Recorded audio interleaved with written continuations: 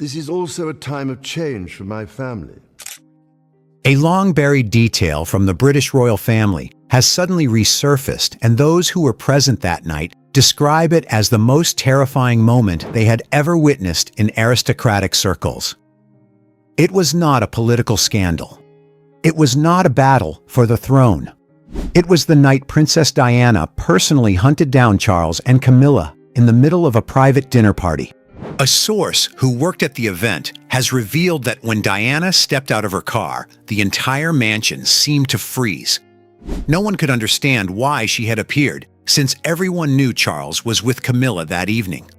What truly sent a wave of panic through the room, however, was Diana's expression ice-cold and razor-sharp.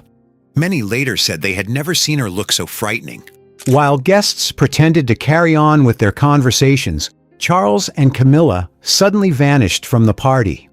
Diana is said to have made her way alone down to the basement of the house, where an explosive confrontation erupted behind closed doors. From that night onward, the relationship between Diana Charles and Camilla spiraled out of control, triggering a series of dark secrets that would shake the British monarchy for years to come. But what exactly did Diana see in that basement that made her decide to shatter the royal family's silence? And was the fairy tale marriage from the very beginning nothing more than an elaborate charade to conceal Charles and Camilla's real love? In 1989, the world saw Diana as a symbol of beauty and power. But deep inside, the woman who had not yet turned 30 felt she was slowly falling apart. The marriage once hailed as the wedding of the century in 1981 had become an empty shell, leaving behind a lonely Diana who had to learn how to smile while her heart bled. Though she would eventually leave, her image remained etched in the public's memory.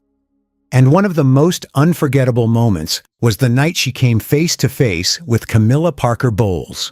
Back when King Charles was still the Prince of Wales, he was the heir to the throne, a man trapped between royal duty and private desires he had never reserved for his wife. After Prince Harry's birth in 1984, the fragile bond between them seemed to have snapped completely. Charles returned to his old habits, his old interests, and most importantly, his old love, Camilla Parker Bowles. Camilla lacked the radiant beauty of an English rose like Diana, but she possessed a deep understanding and a shared history with Charles that dated back to the 1970s. In Diana's eyes, Camilla was not just a mistress, but a haunting shadow, an invisible third person who lingered in every silent dinner and every distant look from her husband, and in the unfamiliar sense that clung to his clothes. The rumors about their relationship were no longer whispered in the dark corners of London's aristocracy. They had become a painful reality, a slow poison seeping into Diana's veins day by day. Charles's indifference was not a sudden storm, but a long, drawn-out winter, where every word he spoke carried the chill of apathy. Diana felt that distance in every inch of their vast marital bed, and in every official trip where her presence was merely ceremonial. Outside, the public still cheered whenever she appeared. Diana had mastered the art of duality on one side, the radiant Princess of Wales, symbol of compassion and style. On the other, a woman in pain battling eating disorders and overwhelming bouts of depression. She would look at herself in the mirror, running her fingers over the deep sapphire ring on her finger, the very symbol that had once promised a fairy tale, but now felt like a heavy shackle. The contrast between her external glory and internal decay often left her gasping for air. As the late 1980s progressed, the pain inside her began to transform. Resignation gradually gave way to a quiet but fierce determination to fight back. Diana no longer wanted to be a passive victim in someone else's script. She started gathering information about Camilla Parker Bowles, not to torment herself further, but to prepare for an inevitable confrontation. She knew Camilla was there at hunting parties, in late-night phone calls, and constantly in her husband's mind. The climax began to brew when an invitation arrived for Camilla's sister's 40th birthday party. It was a private affair, a space where Charles believed his wife would never dare set foot to avoid humiliation. But the Diana of 1989 was no longer the timid girl from 1981. She stood in her dressing room, fingers tightening around the invitation card. A bold decision took shape: she would go. Not as a princess fulfilling her duty, but as a wife reclaiming her dignity. That decision was like a lightning bolt tearing through the dark sky that had hung over her for years. Diana began to prepare not just her dress and jewelry, but her steel resolve. She knew that once she walked through that door, there would be no turning back. The long silence had become an accomplice to betrayal, and she was tired of being the perfect painting hanging on the stale wall of the monarchy. In the darkness of her room, Diana took a deep breath, feeling the chill of the space while sensing a small flame beginning to ignite within her. She no longer feared the rumors, nor Charles's coldness. The truth was a burden, but deception was far heavier. A new chapter in her life would begin right where her enemy stood. Tonight, the Princess of Wales would not remain in the shadows watching her husband leave. She would step into the light face to face and unyielding, beginning a confrontation that would later change the history of an entire royal dynasty. Diana rose to her feet. The silk of her gown whispered across the floor, breaking the almost terrifying silence of the palace. She gazed out the window at the twinkling lights of London and told herself that even if this marriage was a prison, she would be the one holding the final key to unlock the truth. The car carrying Diana pulled up outside the mansion where the party was underway, its headlights slicing through the night like a sharp blade. When the door opened, Diana stepped out with an eerie calm.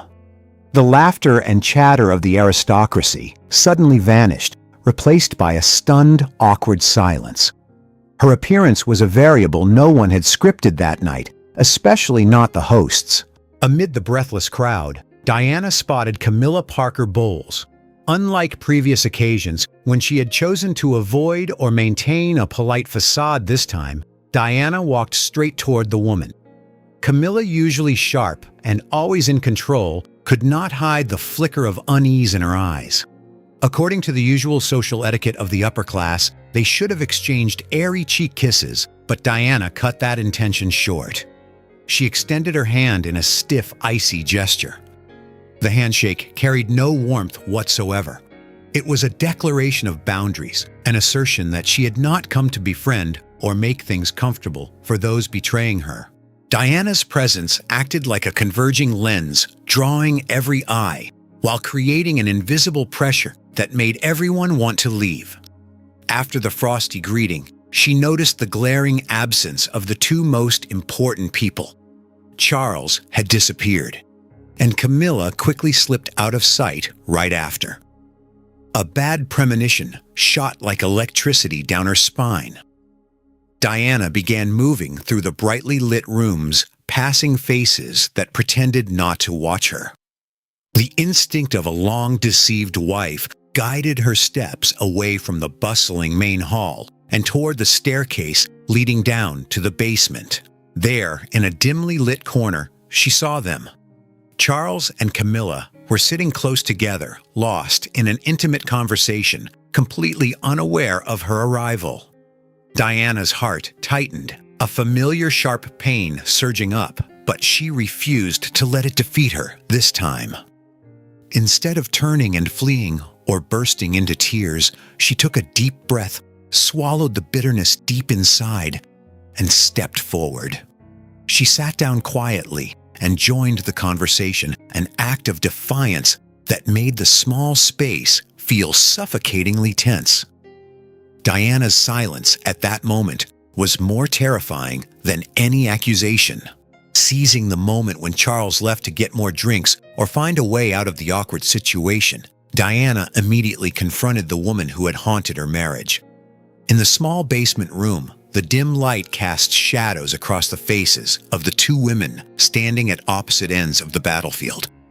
Diana looked straight into Camilla's eyes, not with raging fury, but with a chilling calm. She told her that she knew everything, that the long-running charade was over.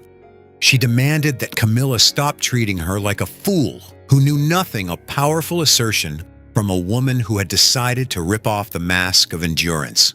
In response to Diana's intensity, Camilla showed no remorse. Instead, the woman looked at Diana with a near-cruel nonchalance, pointing out that Diana already possessed everything any woman in the world could desire: a crown's, the adoration of millions, and 2 wonderful sons to secure her position. In Camilla's world, Diana was the nominal winner and should have been content with what she had. But to Diana, all that glittering glory meant nothing in the face of the cruel truth that her husband's heart did not belong to her. She looked at Camilla, lips pressed tight to stop them from trembling, and uttered a short sentence that carried all the pent-up anguish of nearly a decade of living in deception. "I want my husband." Just 4 simple words, yet they exposed the emptiness behind the title of Princess of Wales. It was both a desperate plea and the final assertion of ownership from a wife fighting to hold on to the last fragments of her home. When she stepped out of that basement and returned upstairs, Diana felt a strange mix of relief and pain. She was no longer standing on the sidelines of her own life. This confrontation officially ended the years of silent endurance.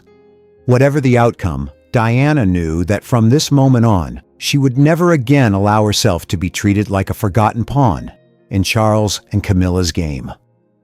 She walked with her head held high, leaving behind the darkness of the basement and the betrayal ready to face the media storm and the royal turmoil waiting ahead. After the direct confrontation at the party that night, an invisible but impenetrable curtain fell between Diana and Charles. They existed like 2 beings in parallel universes, occasionally colliding in narrow hallways, or in cars heading to royal engagements. Diana felt it clearly after she had exposed the truth in that basement. Charles no longer bothered to hide his indifference. He withdrew completely into his own world of discreet phone calls and extended hunting trips, leaving Diana to struggle in utter isolation at the heart of the monarchy. Whenever they had to appear together before the cameras, Diana delivered a masterful performance of endurance. She stood beside her husband, maintaining the exact distance required by protocol, but her eyes no longer sought any connection from him. Her public smiles became rigid, soulless masks. The moment the car doors closed, shutting them off from the cheering crowds, silence descended thick and suffocating, so heavy that the ticking of the watch on her wrist seemed audible. Diana would stare out the window, counting the streetlights as they passed, realizing that her existence in this family now held value only as a decorative symbol for the monarchy's fabricated stability. The loneliness began to eat away at Diana from within, but instead of collapsing into stifled sobs, as before, a flame of self-respect started to smolder quietly. She realized that the royal system surrounding her, the solid stone walls, the ever-cold courtiers, and the rigid rules, was operating entirely to protect Charles and preserve the status quo no matter how much she withered. She felt like a stranger in her own home, a person stripped of her voice and her right to happiness. Her belief that the marriage could still be saved had completely vanished, replaced by a fierce resolve.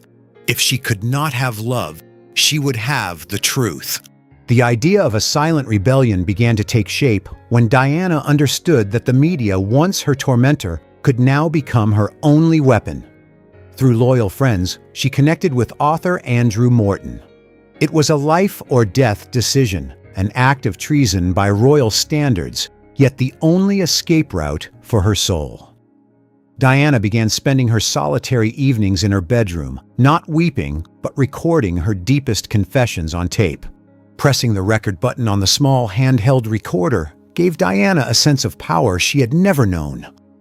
In the quiet space, accompanied only by her own sighs and trembling voice, she recounted the darkest corners of her life, the obsession with Camilla that had haunted her even on her wedding day, the torment of her eating disorder, and the cruel indifference of those closest to her.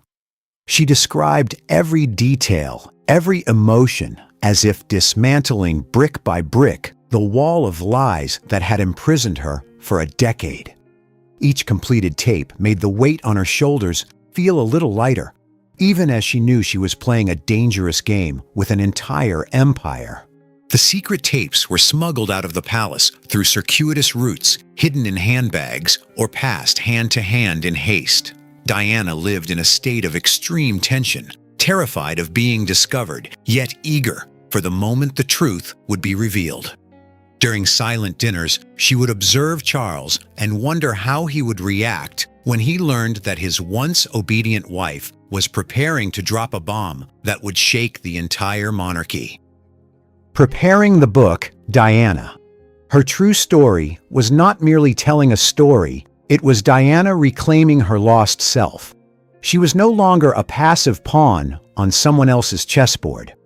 When the final tapes left the palace, Diana stood by the window, looking down at the courtyard of Buckingham Palace, feeling a new air seeping into her lungs.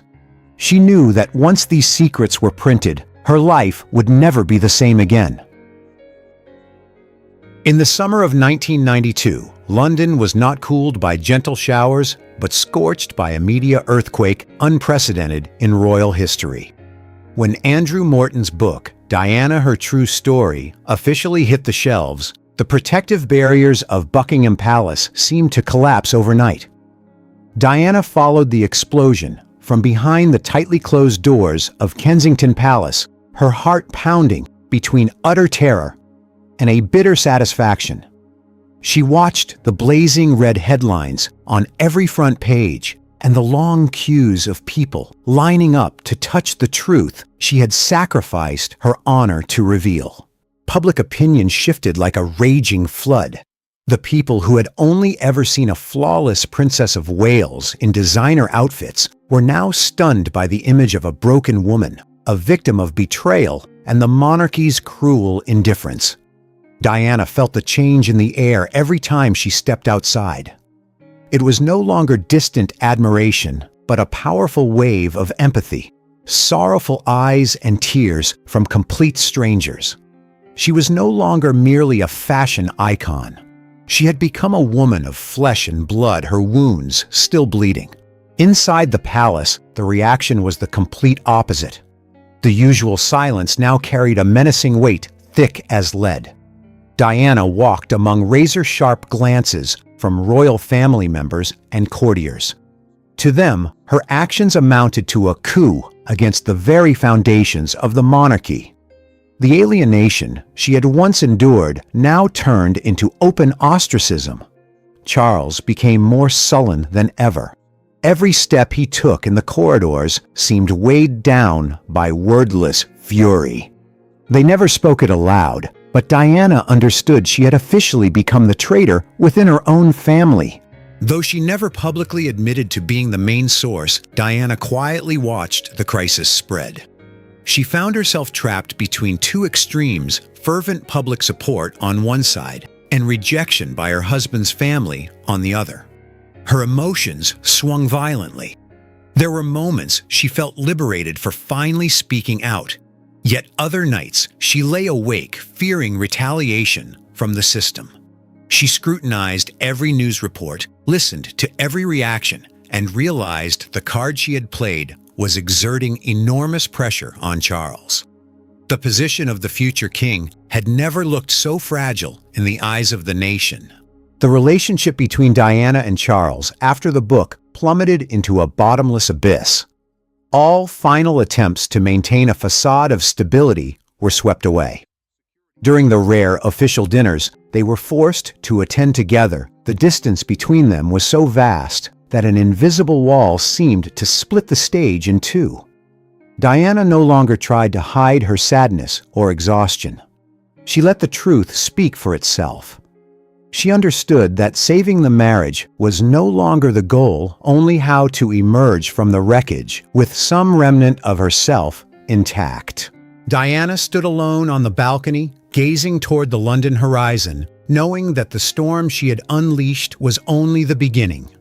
The book had not only shaken Britain, it had severed the final thread binding her to Charles's world, ushering in a turbulent period of separation in which she alone held the power to shape her own destiny. In 1995, the air inside Kensington Palace grew thick with the boldest and most secret plan Diana had ever carried out. After years of bitter separation, she understood that she needed one final blow to completely free herself from the invisible chains of the monarchy. It was an autumn evening, as London prepared to fall asleep when a BBC Panorama film crew was quietly ushered into the palace, slipping past all security controls and the watchful eyes of the courtiers. Diana sat in a velvet armchair facing the camera lens and journalist Martin Bashir. Under the pale golden light of the room, she chose not to appear in her usual radiant style, but in a deeply thoughtful one, her eyes more heavily made up to emphasize the profound sadness within her short hair, neatly styled, yet still conveying fragility. She needed no script for every pain, every betrayal, and every moment of being pushed aside had been etched into her soul over the past 15 years. When the interview began, Diana was no longer a princess trying to protect the royal image. She was a woman shedding her final layer of armor. She described the bone-chilling loneliness of long nights waiting in the palace, the feeling of betrayal upon realizing her place always came second to another woman. Every gesture, the slight tilt of her head, the sorrowful upward gaze, the occasional clasping of her hands radiated the quiet strength of someone who had nothing left to lose. The most shocking moment came when she spoke directly about Camilla Parker Bowles's presence in her life. Without loud accusations, Diana simply pressed her lips together, her eyes glistening with an ocean of unshed tears, and delivered the sentence that would go down in history. There were 3 of us in this marriage, so it was a bit crowded. That statement was not just a personal remark. It was a damning verdict on Charles's infidelity and on a system that had tolerated it. She admitted her own weakness, yet the world could not help but bow before her brutally honest courage. The British royal family's reaction after the interview aired was like a high-intensity earthquake. Fury erupted in the closed rooms of Buckingham Palace, where her actions were seen as an unforgivable insult to the crown. But outside those stone walls, an enormous wave of public sympathy enveloped Diana. She became a symbol of bravery, the woman who dared to break the vow of silence to protect her own truth. The pressure of public opinion weighed so heavily on Charles and the palace that it became irreparable. After the media storm, the atmosphere between Diana and her husband's family shifted from coldness to outright finality. The Queen eventually sent a letter demanding an official divorce. Diana received it with a mixture of grief for a shattered dream and the relief of a prisoner finally granted release. She looked in the mirror and saw a woman who had shattered her own glass cage with her own hands. The marriage officially ended on paper, leaving behind the proud yet heavy title of princess. She walked out of the palace no longer the wife of a future king, but for the first time in many years, she felt her breath no longer constricted by the crowded presence of 3. A new chapter, free yet full of uncertainty, opened before the woman who had dared to shake an entire empire with her own pain. After the official divorce proceedings concluded in 1996, Diana stepped out of the palace shadows with an entirely new presence. No longer a princess trapped by rigid protocol, she redefined herself as a global symbol of compassion. She devoted most of her time to venturing into the world's most painful corners, places the royal spotlight had never reached. Images of Diana wearing a protective vest as she walked through minefields in Angola or holding the bare hands of AIDS patients with genuine warmth became indelible frames etched into humanity's memory. She did not practice charity with her fame alone. She did it with the empathy of a soul that had endured deep wounds. Yet the freedom she had found came at a heavy price. Even after being stripped of the title, Her Royal Highness, Diana could not escape the relentless pursuit of the paparazzi. Every step she took on the street, every private holiday, with friends, even a fleeting moment of quiet reflection on her face became lucrative fodder for the tabloids. Diana lived in a state of constant vigilance where the clicking of camera shutters sounded like endless gunshots, trapping her life inside a giant golden fishbowl where she was never truly free. Her state of mind in her final years was a tangle of fierce longing for love and deep fear of privacy invasion. She sought the simple happiness other women took for granted, but the invisible crown still weighed heavily upon her. Her life remained caught between the radiant people's princess the public adored and a lonely woman who simply wanted to be protected in the real world. She clearly sensed the quiet hostility from the old establishment and the toxic scrutiny of the media. Yet she chose to hold her head high, using the act of helping others as healing for herself. In the summer of 1997 in Paris, fate delivered a cruel blow to the life that had just begun to taste freedom. On that fateful night in the Pont de l'Alma tunnel, the car carrying Diana sped through a frenzied chase of flashing lights. The horrific crash did not merely end the life of a 36-year-old woman, it shook the entire world.